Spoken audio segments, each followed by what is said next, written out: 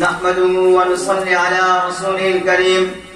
أما بعد، أيها الإخوة الكرام، أريد أن أخطب بين أيديكم خطبة حول عنوان بين الدين الحقيقي والدين الصناعي.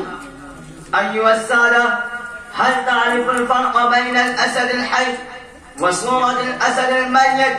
وهل تعرف الفرق بين الإنسان الحي المتحرك وبين التمثال المتحجر الجامد؟ إن عرفت ذلك فهو بعينه الفرق بين الدين الحقيقي والدين الصناعي. إن هذا الفرق الأساسي هو الذي حيث بيننا وبين الأوائل. إن المسلمين من الراعين الأول أتوا بالعجائب، فجاهدوا وقاتلوا وفتحوا وسادوا العالم. وإن المسلمين في آخر أمرهم هانوا وذلوا وضعفوا واستكانوا، كانوا أصحاب الدين الحقيقي ونحن أصحاب الدين الصناعي.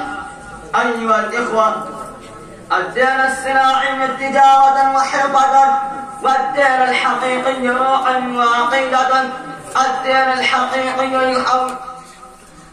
الحقيقي يحيي النفوس الميتة كالغيث الذي يحيي الأرض الميتة.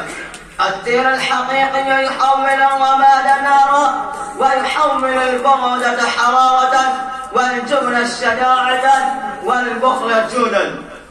والدين الحقيقي يحول الشيطان إنسانا، والإنسان ملكا كريما.